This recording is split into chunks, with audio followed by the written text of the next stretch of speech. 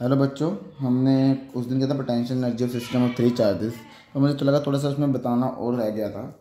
जब हम तीनों चीज़ों को प्लस कर रहे थे U12 plus U23 by U13, तब हमने डायरेक्ट रिलेशन लिख दिया था, पर मुझे लगता है थोड़ा सा उसमें बताना और ज़रूरत है। तो देखो, इन सभी में U12 U23 U33 में क्या कॉमन है? 1/4πε। तो इसमें मैंने क्या पहले ही 1/4πε कॉमन निकाल दिया, बाकी सारे टर्म्स को क्या लिख दिया, बीच में क्या डाल दिया प्लस प्लस, ये भी प्लस। ठीक है, अब थोड़ा सा और रहता है इसमें, मैं बताता हूँ। देखो, ये टर्म तो आपने सॉल्व कर दिया। आगे देखो, अब हम जब भी कोई टर्म्स दो हों या तीन हों या चार हों प्लस हों, तो हम उसको क्या क्या ले सकते हैं? समेशन। तो ये तो सिर्फ हम 3 पार्टिकल करेंगे, जब हम 10 पार्टिकल करेंगे, 20 पार्टिकल, तो कितनी सारी टर्म्स आ जाएंगी। तो उसको सॉल्व करना, उतनी टर्म्स लिखनी बहुत मुश्किल है, तो हम समेशन यूज़ कर रहे हैं। तो देखो, इसी को हम सॉल्व कर रहे हैं। 1/4 चेंज नहीं किया। ठीक है, यहाँ पे मैंने डाले 2 समेशन, उसका रीज़न मैं बताता हूँ। ये देखो Q1 Q2 RI minus RJ, QI QJ RI minus RJ। अब देखो, जो ऊपर प्लस हो रही टर्म, उसमें 2 चार्ज आपस में मल्टीप्लाई होके प्लस हो रहे हैं, फिर 2 चार्ज आपस में मल्टीप्लाई हो रहे हैं, प्लस हो रहे हैं, फिर 2 चार्ज आपस में मल्टीप्लाई होके प्लस हो रहे हैं। मतलब कि 2 चार्जेस का ग्रुप बन के आगे के प्लस हो रहा है। तो इसीलिए मुझे समेशन 2 डालने पड़े। एक समेशन एक चार्ज पे चलेगा, दूसरा समेशन दूसरे चार्ज पे चलेगा। ठीक है, तो आई तो जे की वैल्यू सेम नहीं होगी। अब देखो, पुट करो आई की वैल्यू 1 पुट करो 1। हाँ जी, वैल्यू पुट करो, पहले आई की वैल्यू 1 पुट करो, जे की वैल्यू 2 पुट करो। यहाँ पे कंडीशन दे रखी कि आई तो जे की वैल्यू इक्वल नहीं हो सकती। जैसे आई की वैल्यू 1 और जे की वैल्यू 1 नहीं हो सकती, ये कंडीशन यूज़ करनी है। जब आई की वैल्यू 1 पुट करोगे, क्यू की वैल्यू क्या आ रही है? Q1, जे की वैल्यू 2 पुट करो। क्यों? जे की वैल्यू 1 पुट करने से कंडीशन लिखी है Q1 Q2। आई की वैल्यू 2 पुट करो, जे की वैल्यू 3 पुट कर लो, Q2 Q3 आ जाएगा। अब देखो, अगर आई की वैल्यू तुम 2 पुट कर रहे हो और जे की वैल्यू 1 पुट कर रहे हो, तो क्या बन जाएगा बताना? Q2 Q1 upon R2 minus R1। आपको देखो, Q1 Q2 है, यहाँ पे Q2 Q1 है। देखो, सिर्फ फ़र्क क्या है? एक इसमें चार्ज आ गया था, ये पीछे है। तो ये देखो, इसमें क्या कर रहे हैं, हमें 2 टर्म सेम मिलेगी। जैसे इसमें Q1 Q2 मिली है, इसमें Q2 Q1 मिल रही है। अगर हम कुछ पुट करो, जे की वैल्यू पुट करो 3, जे की वैल्यू 3 पुट करो और आई की वैल्यू 2 पुट करो, तो हमें क्या मिल जाएगा? जे की वैल्यू 3, आई की वैल्यू 2 पुट करो, तो हमें क्या मिल जाएगा? बोलो। Q2 ते Q3। ठीक है, ओपन R2 माइनस R3, एक ये कंडीशन मिल जाएगी। अब जे की वैल्यू पुट करो, अब जे की वैल्यू पुट करो 2 और आई की वैल्यू पुट करो 3, तब क्या मिलेगा? Q3 Q2 upon R3 minus R2। ये देखो, ये वाली टर्म और ये वाली टर्म, दोनों की वैल्यू क्या सेम है, जस्ट क्या आपस में मल्टीप्लाई, एक आगे पीछे टर्म है बस। तो इसमें क्या होगा, इस समेशन से मुझे 2 टर्म्स मिल रहे हैं बिल्कुल सेम। तो उसको रिमूव करने के लिए मैंने क्या किया, 1/2 से डिवाइड कर दिया। जो 2 डबल टर्म्स आ रही थी, उसको मैंने डिवाइड करके सिंगल कर दिया। ठीक है, फॉर सिस्टम n चार्जेस लिखेंगे, वही 1/2 तो लिखना पड़ेगा क्योंकि 2 टर्म्स आ रही थी। आई नॉट इक्वल टू जे पढ़ना पड़ेगा, 1/4 कॉन्स्टेंट है। यहाँ पे I1 to N तक जाएंगे, N तक क्यों जाएंगे? अब N चार्ज यूज़ कर रहे हैं, J1 to N, QI QJ RI minus RJ। मुझे लगता है आपको समझ आ गया होगा इस टॉपिक में ये चीज़ क्यों यूज़ कर रहे हैं हम। दोबारा से बता देता हूँ, जब 2 चार्जेस का पेयर बन रहा था, इसलिए मैंने समेशन 2 लिए हैं, एक नहीं लिया, क्योंकि एक समेशन एक चार्ज पे चलेगा, दूसरा समेशन दूसरे चार्ज पे चलेगा। ठीक है, आई नॉट इक्वल टू जे क्यों नहीं यूज़ कर रहे? देखो, जब आई इक्वल टू जे, आई की वैल्यू 1 ले लो तो जे की वैल्यू कितनी ले लो 1, तो क्या आंसर आएगा बोलो? Q1 upon R1 minus R1। देखो, कभी कोई भी चार्ज अपने ऊपर फोर्स लगाता है? नहीं, वो क्या या तो इलेक्ट्रिक पोटेंशियल छोड़ेगा दूसरे चार्ज पे, या इलेक्ट्रिक फील्ड दूसरे चार्ज पे, अपने ऊपर कभी लगाता नहीं है। तो सेम तो यूज़ कर नहीं सकते। तो कंडीशन ये आई नॉट इक्वल टू जे। दूसरी कंडीशन कि 1/2 क्यों लिया? क्योंकि Q1 Q2 भी सेम है, तो Q2 Q1 भी सेम है, Q1 Q2 भी सेम है, इक्वल टू Q2 Q1। मैंने पहले बोला था, जो पहला दूसरे पे लगाएगा, दूसरा भी पहला उतनी पे लगाएगा, तो हम एक ही लेंगे, तो हमने एक लिया। तो 1/2 ले, 2 टर्म सेम आ रही थी, प्लस हो रही थी। ठीक है, ये है आज ये टॉपिक था। उसके बाद एक नया टॉपिक है, लास्ट टॉपिक इस चैप्टर का होगा, potential energy of an electric dipole when placed in uniform electric field.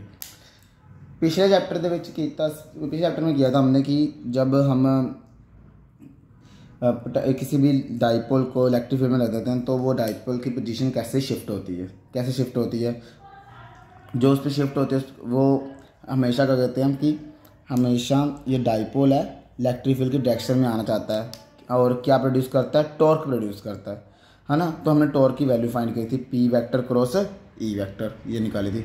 अब क्या कह रहे हैं, अब हम डाइपोल को अपने डाइपोल रखा है और डाइपोल को मूव करा रहे हैं। मूव कहाँ से करा रहे हैं, इलेक्ट्रिक फील्ड की ऑपोजिट डायरेक्शन में मूव करा रहे हैं, इलेक्ट्रिक फील्ड की ऑपोजिट डायरेक्शन में मूव करा रहे हैं। अब क्या करेंगे, जब इलेक्ट्रिक फील्ड की ऑपोजिट डायरेक्शन में हम मूव कराएंगे तो हम कोई काम करेंगे, क्योंकि हमेशा डाइपोल चाहता है कि इलेक्ट्रिक फील्ड की डायरेक्शन में अलाइन हो जाए, कि डायरेक्शन में मूव करे, पर हम क्या करें ऑपोजिट डायरेक्शन में घुमा रहे हैं। तो देखते हैं करते हैं। ठीक है, ये लिखा suppose an electric dipole place in uniform electric field so torque is given, ये पता आपको सबको है ना। तब अब if dipole is against the torque, torque क्या करेगी, इसको डाइपोल को इस डायरेक्शन में मूव करवाएगी, और हम क्या कर रहे हैं, इसको इस डायरेक्शन में मूव करवा रहे हैं। टॉर्क इस डायरेक्शन में मूव करा रही है, हम इस ऑपोजिट डायरेक्शन में against the torque, then it do some type of work. हम काम करेंगे, we take small work. Small work क्या होगा, स्मॉल वर्क का फॉर्मूला कहता है D W equal to D theta. अब देखो बहुत बच्चों की डाउट रहता है ये कि ये कैसे आ गए।